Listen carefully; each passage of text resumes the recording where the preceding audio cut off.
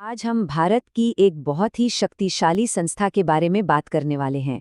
एक ऐसी संस्था जो पर्दे के पीछे रहकर उन अधिकारियों को चुनती है जो देश की तकदीर लिखते हैं।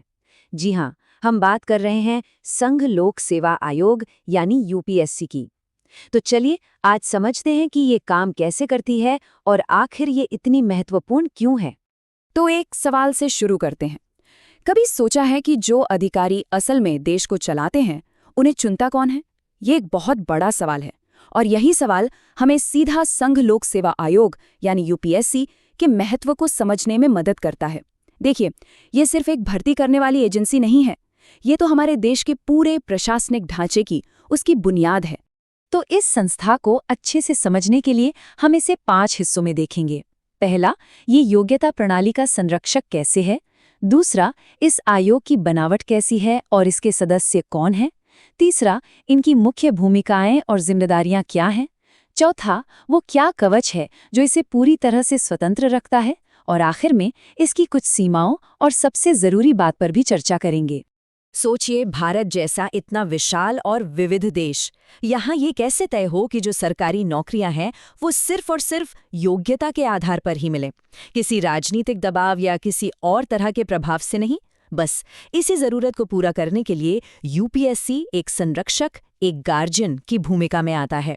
तो आखिर ये यूपीएससी है क्या? सीधे शब्दों में कहें तो ये भारत की सेंट्रल रिक्रूटिंग एजेंसी है, पर इसकी असली ताकत ये नहीं है। इसकी सबसे बड़ी ताकत ये है कि ये एक इंडिपेंडेंट कॉन्स्टिट्यूशनल बॉडी है, मतलब एक स्वतंत्र संवैधानिक निकाय। अब इसका क्या मतलब हुआ? इसका मतलब ये है कि इसकी शक्तियां किसी सरकार से नहीं बल्कि सीधे भारत के संविधान से आती हैं, और यही बात इसे किसी भी तरह के राजनीतिक दबाव से पूरी तरह महफूज रखती है। ठीक है, तो हमने ये तो समझ लिया कि यूपीएससी क्यों जरूरी है, पर इस महत्वपूर्ण संस्था को चलाता कौन है? इसके पीछे कौन लोग हैं? इसकी असली ताकत ना इसके सदस्यों और इसकी बनावट में ही छिपी है। तो चलिए अब जरा अंदर झांकते हैं और देखते हैं कि इस कमीशन में आखिर होता कौन कौन है। तो ये जो कमीशन है, इसमें आमतौर पर एक चेयरमैन के साथ 9 से 11 मेंबर्स होते हैं। और यहाँ एक इंटरेस्टिंग बात है, हमारे संविधान ने कोई फिक्स नंबर नहीं बताया है। ये तय करने का अधिकार भारत के राष्ट्रपति को दिया गया है। इससे होता यह है कि जरूरत के हिसाब से कमीशन की बनावट को बदला जा सकता है। अच्छा, अब इन सदस्यों के लिए एक बहुत ही यूनिक क्वालिफिकेशन है, एक खास शर्त है। वो ये कि कमीशन के कम से कम आधे सदस्यों को सरकार के साथ काम करने का न्यूनतम 10 साल का एक्सपीरियंस होना चाहिए। ये नियम क्यों है? ताकि कमीशन में जमीनी प्रशासनिक समझ और बाहरी दुनिया की एक्सपर्टीज का एक परफेक्ट बैलेंस बना रहे। तो इन सदस्यों का कार्यकाल कितना होता है, ये समझना बहुत आसान है। 6 साल का टर्म या फिर 65 साल की उम्र तक, इन दोनों में से जो भी पहले हो जाए वहीं उनका कार्यकाल खत्म हो जाता है। ये नियम क्यों जरूरी है? क्योंकि ये आयोग को एक स्टेबिलिटी देता है, एक निरंतरता देता है, ताकि वो बिना किसी डर या पक्षपात के अपना काम कर सकें। ओके, तो अब हमें ये पता है कि इस आयोग में कौन लोग होते हैं। तो अब आते हैं सबसे बड़े सवाल पर कि ये लोग आखिर करते क्या हैं। और यकीन मानिए, इनका काम सिर्फ एग्जाम कंडक्ट कराने से कहीं कहीं ज्यादा है। हम में से ज्यादातर लोग यूपीएससी को सिर्फ आईएएस, आईपीएस के एग्जाम्स के लिए जानते हैं ना, पर इनका काम बहुत फैला हुआ है।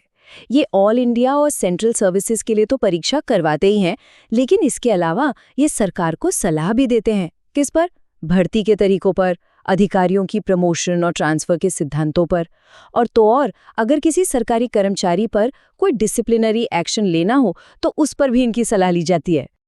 अब यहाँ एक बहुत ज़रूरी बात समझनी होगी।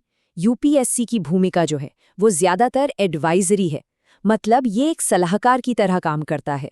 इसका मतलब ये हुआ कि इसकी सिफारिशें सरकार पर बाइंडिंग नहीं है, मतलब सरकार उन्हें मानने के लिए बाध्य नहीं है। लेकिन यहाँ एक लेकिन है, अगर सरकार यूपीएससी की सलाह को नहीं मानती है तो उसे संसद को जवाब देना पड़ता है, कारण बताना पड़ता है, और ये अपने आप में एक बहुत बड़ा चेक एंड बैलेंस है। चलिए अब आते हैं इस पूरे डिस्कशन के शायद सबसे क्रूशियल हिस्से पर। सोचिए, कोई भी भर्ती एजेंसी निष्पक्ष मतलब इम्पार्शियल तभी हो सकती है जब वो इंडिपेंडेंट हो, स्वतंत्र हो, है ना? तो सवाल ये है कि हमारा संविधान यूपीएससी की इस आज़ादी को, इसकी स्वतंत्रता को पक्का कैसे करता है? इसके लिए हमारे संविधान ने इसे एक मजबूत 4 परतों वाला कवच दिया है। पहली परत है कार्यकाल की सुरक्षा। सदस्यों को आप बस यूं ही नहीं हटा सकते, उसके लिए एक तय संवैधानिक प्रक्रिया है। दूसरी परत, उनकी सर्विस कंडीशंस फिक्स्ड होती हैं, मतलब नियुक्ति के बाद कोई उनकी सैलरी या सुविधाओं में उनके खिलाफ जाकर बदलाव नहीं कर सकता। तीसरी परत है पैसों की आज़ादी। इनका सारा खर्चा कंसोलिडेटेड फंड ऑफ इंडिया से आता है, जिस पर संसद में सालाना वोटिंग नहीं होती।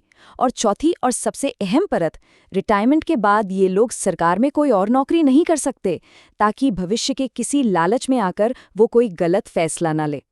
तो एक बैलेंस्ड व्यू के लिए ये समझना भी उतना ही जरूरी है कि यूपीएससी के दायरे में क्या नहीं आता। देखिए, हर संस्था की तरह इसके भी अपनी कुछ सीमाएं हैं। इसका अधिकार क्षेत्र हर जगह लागू नहीं होता। तो सवाल उठता है कि यूपीएससी का अधिकार क्षेत्र कहाँ पर खत्म होता है। देखिए, कुछ बहुत ज़रूरी मामले हैं जहां सरकार को यूपीएससी से सलाह लेने की ज़रूरत नहीं है, जैसे कि एससी, एसटी या ओबीसी के लिए आरक्षण से जुड़ी नीतियां बनाने में, या फिर जो ग्रुप सी और डी के पद होते हैं उनकी भर्ती में भी यूपीएससी का रोल नहीं होता। और ये सीमाएं जानना भी उतना ही ज़रूरी है जितना कि इसकी शक्तियों को समझना। तो इन सब बातों का निचोड़ क्या है, सार क्या है? ये कोट इसे बहुत खूबसूरती से बताता है कि संविधान बनाने वालों ने यूपीएससी की कल्पना योग्यता प्रणाली के प्रहरी, मतलब watchdog of the merit system के तौर पे की थी। इसका एक ही मुख्य काम है, ये सुनिश्चित करना कि सिलेक्शन पूरी तरह से फेयर हो, मेरिट पर आधारित हो, ताकि देश की ब्यूरोक्रेसी, हमारी नौकरशाही मजबूत और कुशल बनी रहे। और इसी के साथ हम आपको एक सवाल के साथ छोड़कर जा रहे हैं। आज के इस बदलते दौर में जहां गवर्नेंस के तरीके तेजी से बदल रहे हैं, वहां एक निष्पक्ष योग्यता का संरक्षक किसी भी देश के भविष्य के लिए कितना जरूरी है, जरा सोचिएगा।